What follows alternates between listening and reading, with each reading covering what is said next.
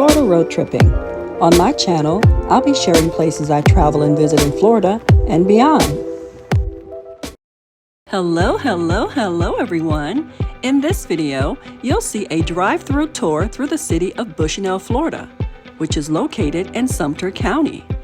While touring the city, you will also see two places that I stopped by along the way. And now it's time for the show to begin. So sit back, relax, and enjoy!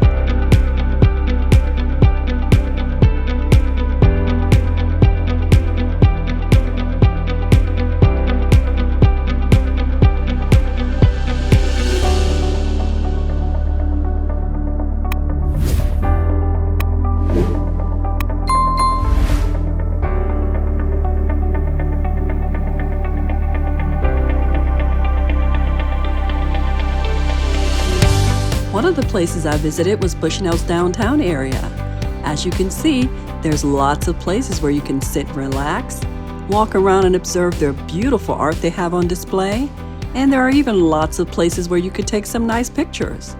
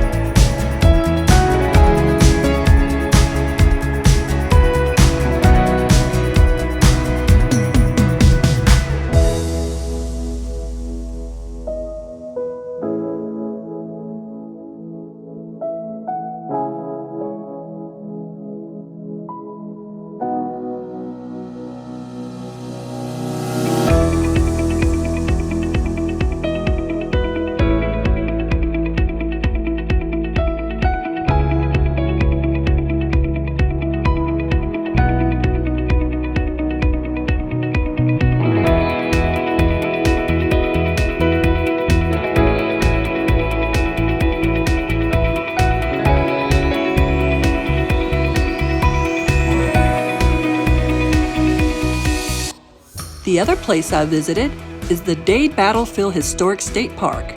This park is located at 7200 County Road 603 in Bushnell. This park commemorates Dade's Battle of 1835, which is the longest, most costly American Indian War in U.S. history. Let's listen as we learn more about the history of this park. Hello, we're representing United States soldiers in 1835 at the Dade Battlefield State Historic Park in Bushnell, Florida. On this site, on December 28, 1835, a column of 100 United States soldiers were ambushed and defeated by 180 Seminole warriors. This was the commencement of the Second Seminole War of 1835 to 1842. The park preserves the battleground, and we're standing here at a replica of the final defensive breastwork built by the men of Dade's command. Before the last of them fell, they cut down pine trees on the battlefield and attempted to construct a fortification to protect themselves. However, it didn't work, and within several hours, almost all the men were dead or wounded, with only a few surviving to reach Tampa Bay and tell the tale of their defeat. The United States soldier of the period is equipped with a United States musket, caliber 69.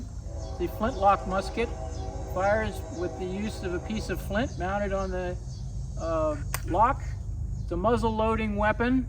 The soldier loads it by a paper cartridge that he keeps in his cartridge box on his hip. The only other weapon the soldier carries is the bayonet that fits on the end of the musket. But in this battle, the soldiers were surprised. The Seminoles didn't show themselves and fired from cover. And so the soldiers were at a great disadvantage, being surprised. Nearly half of them were killed or wounded before they could respond to the attack.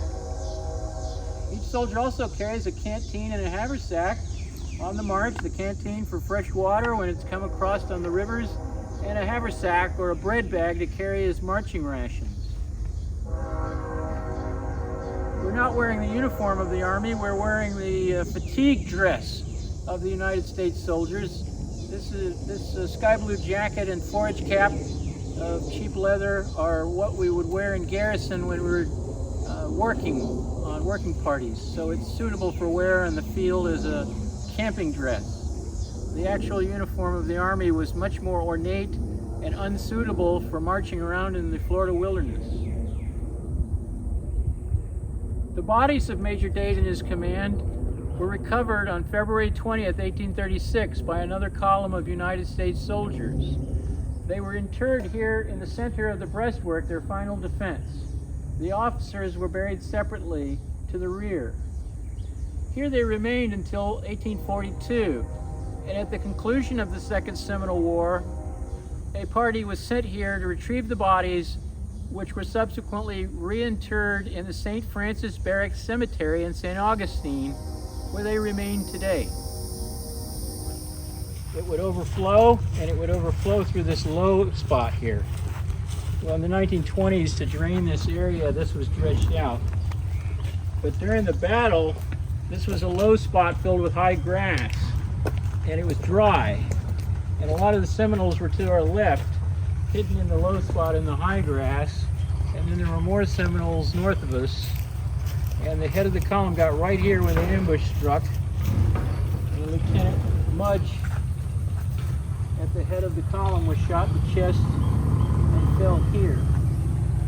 And then the rest of the column stretching back that way was lashed with gunfire from their left.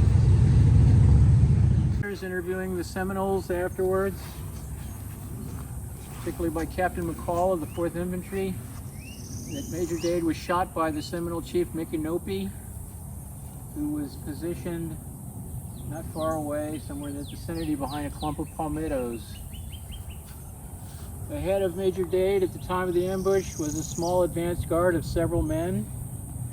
When the firing erupted and struck down between a third and a half of the men of the column, the advance guard turned around in the road and ran back down this way. They passed the body of Major Dade and Captain Frazier, and before they got to the drainage ditch area, what's now the drainage ditch, they were shot down in the road, and like a bolt of lightning hit them. They all fell together in one pile. And the survivors were gathered by Captain Gardner. The senior officer left, and he's the one that got them to start cutting down pine trees to build that triangular breastwork as a final defense, where the last 30 or so men were killed or disabled.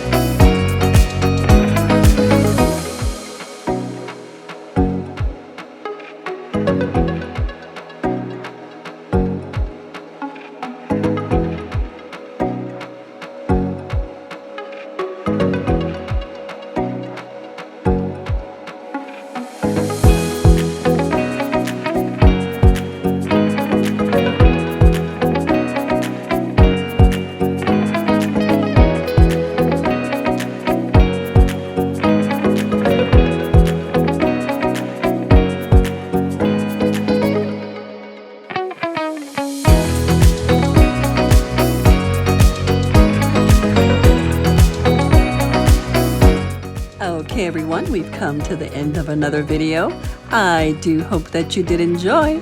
Don't forget to like, share, and subscribe.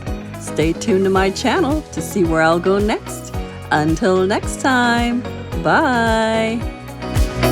Thanks for watching. Don't forget to like, share, and subscribe.